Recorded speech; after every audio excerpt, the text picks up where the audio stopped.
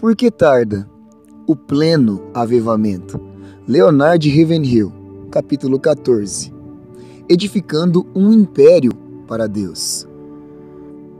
Se naquele dia, na estrada de Damasco, Saulo tivesse encontrado um pregador e tivesse ouvido um sermão, ninguém nunca mais teria escutado falar dele.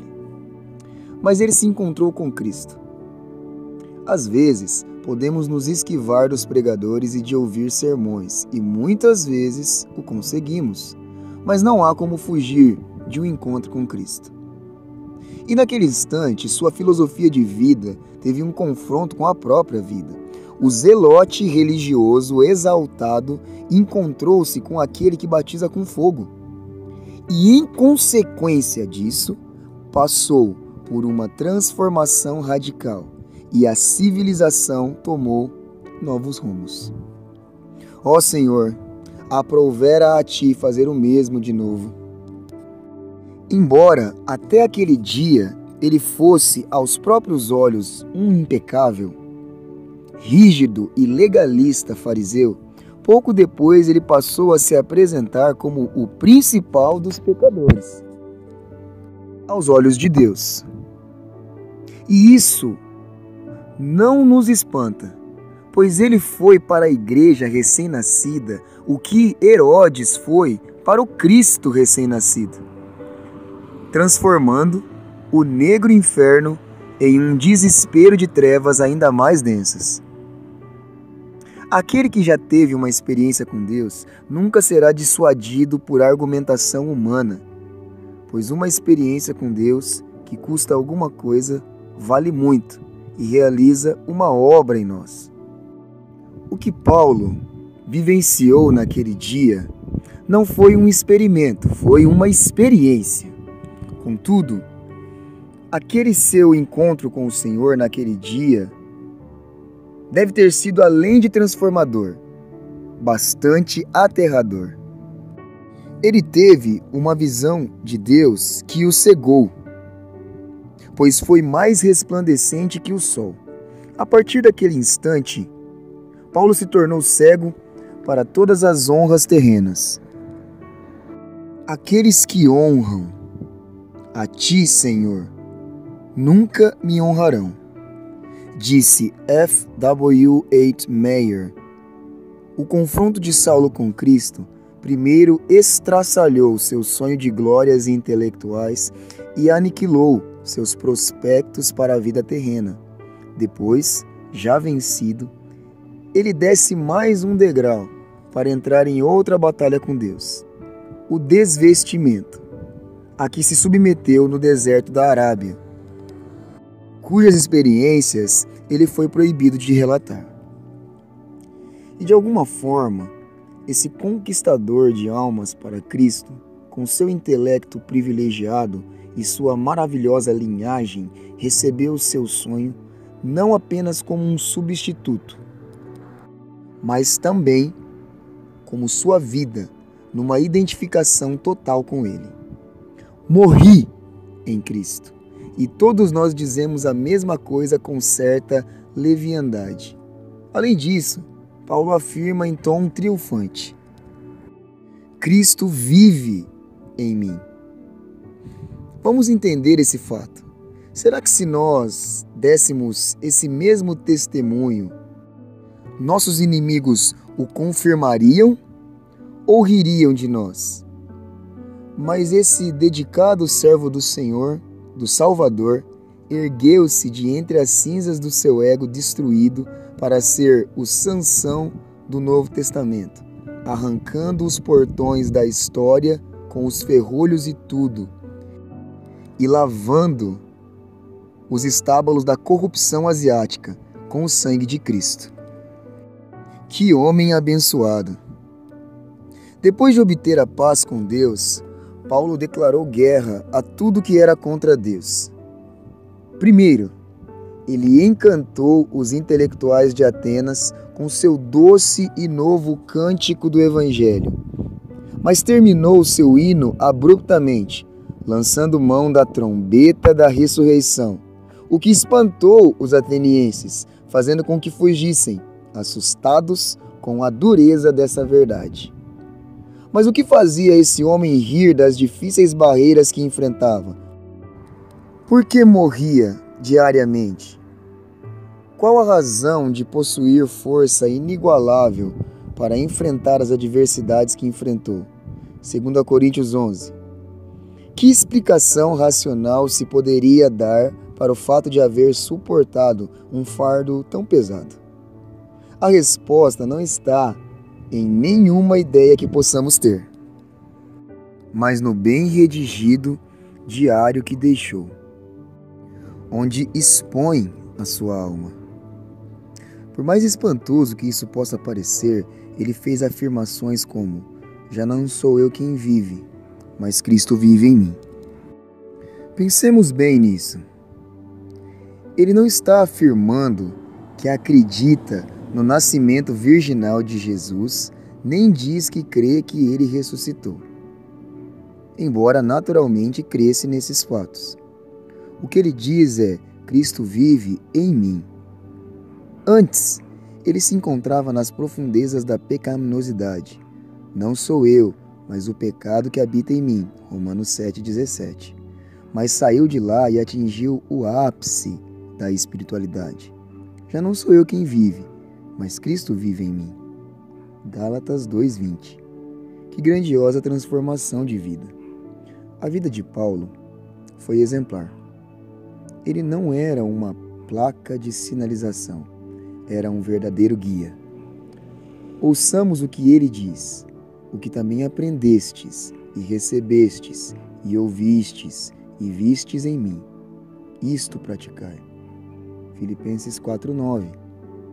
Era realmente uma carta viva. Mas a vida dele foi também excepcional. Será que alguém seria tão obtuso a ponto de afirmar que temos a mesma abnegação de Paulo? Parece que a melhor descrição para nós é: cada um se desviava pelo seu caminho. Ele foi excepcional pelo fato de haver escrito tantas cartas e fundado tantas igrejas. Mas vejamos outra vez a lista de adversidades que suportou e que se encontram em 2 Coríntios 11.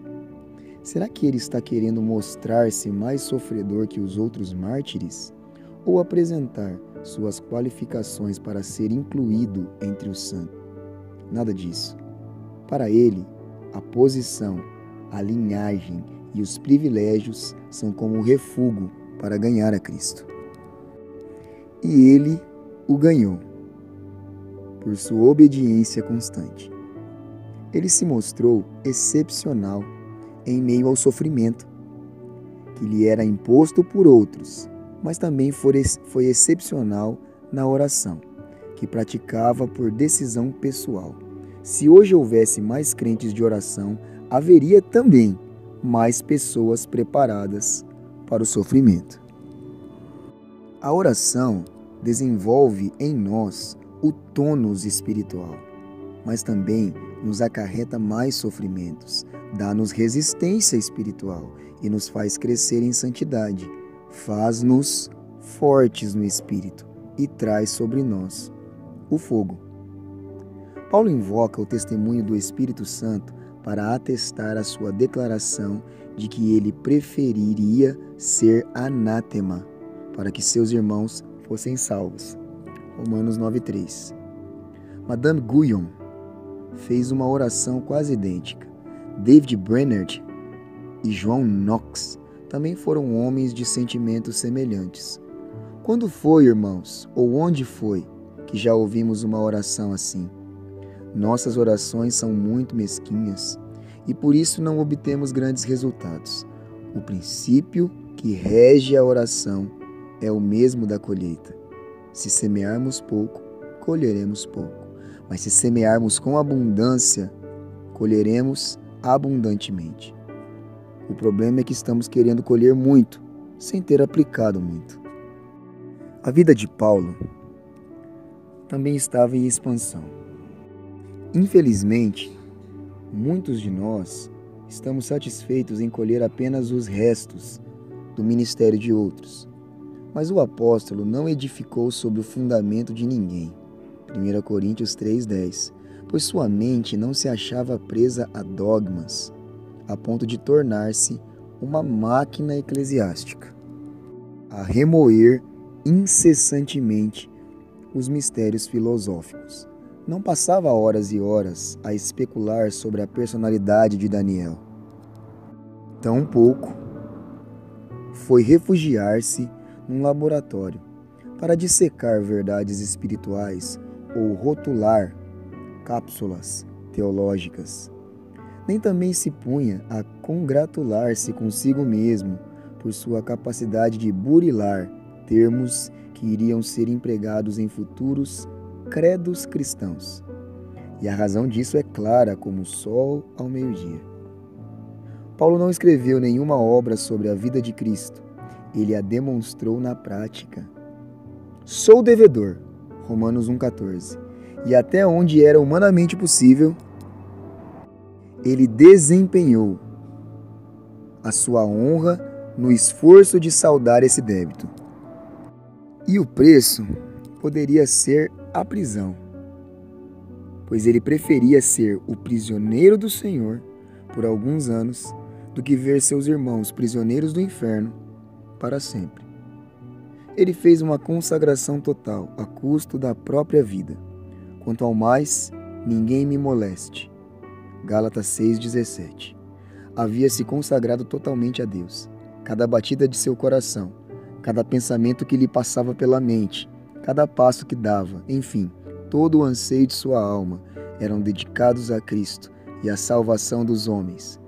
Ele movimentava as sinagogas, promovia avivamentos ou tumultos, ou um ou outro, às vezes os dois.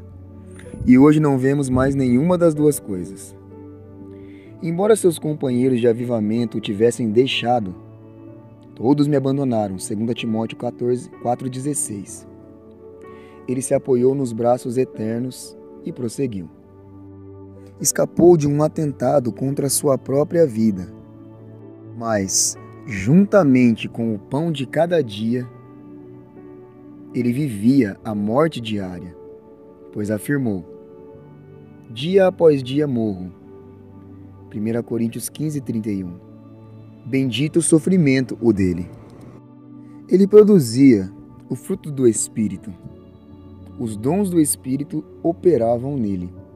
Realizava campanhas evangelísticas pelas cidades e, ao mesmo tempo, trabalhava consertando tendas para prover seu sustento. Meus irmãos pregadores, comparados com ele, nós não parecemos tão sem valor.